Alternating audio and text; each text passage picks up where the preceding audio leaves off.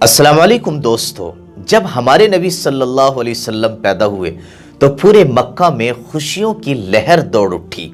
کہ آج ایسا بچہ پیدا ہوا ہے کہ اس جیسا بچہ کبھی پیدا ہی نہیں ہوا تھا، کیونکہ حضور صلی اللہ علیہ وسلم جب پیدا ہوئے تھے تو سارا کمرہ نور سے روشن ہو گیا تھا اور آپ اتنے خوبصورت تھے کہ جو بھی آپ کو دیکھتا اس کا دل آپ کی طرف کو کھینچا چلا جاتا تھا۔ اتنا حسین و جمیل اور خوبصورت بچہ آج تک مکہ میں پیدا ہی نہیں ہوا تھا۔ آپ جب پیدا ہوئے تھے تو بالکل صاف ستھرے پیدا ہوئے تھے، گندگی کا ایک نشان بھی آپ کے جسم پر نہیں تھا۔ آپ کی ناف آپ کی ماں کی آنت سے پہلے سے ہی کٹی ہوئی تھی اور اسی طرح آپ ختنہ کے ساتھ ہی پیدا ہوئے تھے۔ یہ ساری باتیں ایسی تھی جو مکے والوں کو بڑی عجیب لگ رہی تھی، کیونکہ اس سے پہلے کبھی ایسا کوئی بچہ پیدا ہی نہیں ہوا تھا کہ جس کی ناف اس کی ماں کی آنت سے پہلے سے ہی کٹی ہوئی ہو، یا جو ختنہ کے ساتھ ہی پیدا ہوا ہو اور پیدا ہوتے وقت اس کے جسم پر گندگی کا ایک نشان تک بھی نہ ہو۔ مکے والے آپ کو دیکھ کر اپنی آنکھوں میں ٹھنڈک محسوس کرتے تھے اور آپ کی پیدائش کے ساتھ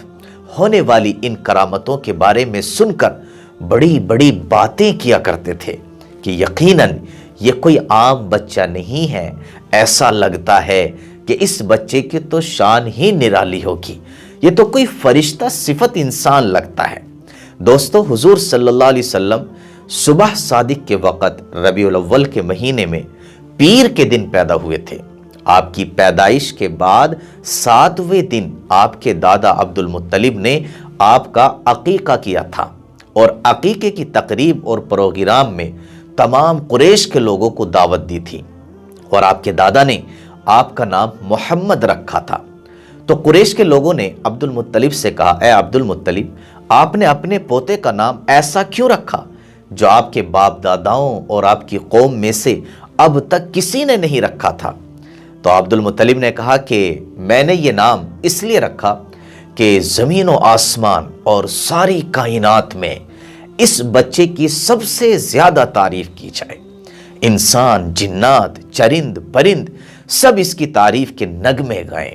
سب اس کے گیت سنائیں، چاند، ستارے، سیارے اس کے لیے کھلونا بن جائیں، فرشتے آسمانوں میں اس کی تعریف کے گیت گائیں۔ دوستو، آپ صلی اللہ علیہ وسلم کے دادا عبد المطلب نے آپ صلی اللہ علیہ وسلم کی پیدائش سے پہلے ایک خواب دیکھا تھا جو آپ کا نام محمد رکھنے کی اصل وجہ بنا تھا۔ عبد المطلب نے خواب میں دیکھا کہ ایک زنجیر آپ کی کمر سے ظاہر ہوئی جس کا ایک سرا آسمان کو چھو رہا تھا اور ایک زمین کی تہہ تک پہنچ رہا تھا اور ایک مشرق میں اور ایک مغرب میں پھیلا ہوا تھا۔ کچھ دیر بعد وہ زنجیر درخت بن گئی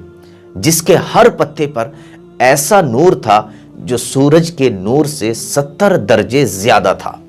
پوری دنیا کے لوگ اس کی شاخوں سے لپٹے ہوئے تھے۔ قریش میں سے بھی کچھ لوگ اس کی شاخوں کو پکڑے ہوئے تھے اور قریش کے کچھ لوگ اس کو کاٹنے کا ارادہ بھی کر رہے تھے۔ یہ لوگ جب اس درخت کو کاٹنے کے ارادے سے قریب آنا چاہتے تو ایک نہایت حسین و جمیل نوجوان ان کو آ کر ہٹا دیتا۔ جب عبد المطلب اپنے اس خواب سے بیدار ہوئے تو بڑے سہمے ہوئے تھے، ڈرے ہوئے تھے، خوف زدہ تھے اور اس خواب کی تعبیر کے بارے میں سوچ رہے تھے۔ جب صبح ہوئی تو آپ نے تعبیر بتانے والوں کو اپنے پاس بلایا اور اس خواب کی تعبیر پوچھی تو تعبیر بتانے والوں نے کہا، اے عبد المطلب، مبارک ہو، تمہاری نسل سے ایک ایسا لڑکا پیدا ہوگا کہ پوری دنیا کے لوگ اس کی اتباع کریں گے، اس کو فالو کریں گے، اس کو اپنا رہبر اور رہنما بنائیں گے اور زمین و آسمان والے اس کی حمد و ثنا اور تعریف بیان کریں گے۔ تو جب حضور صلی اللہ علیہ وسلم پیدا ہوئے تو آپ کے دادا عبد المطلب نے آپ کا نام محمد رکھا، یعنی وہ بچہ جس کی ساری دنیا تعریف کرے۔ اسی طرح آپ صلی اللہ علیہ وسلم کی والدہ ماجدہ کو بھی خواب کے ذریعے سے بتلایا گیا کہ وہ اپنے اس بچے کا نام احمد رکھے، تو آپ کی والدہ ماجدہ نے آپ صلی اللہ علیہ وسلم کا نام احمد رکھا۔ تو اس طرح حضور صلی اللہ علیہ وسلم کے 2 نام ہوئے، ایک محمد اور ایک احمد۔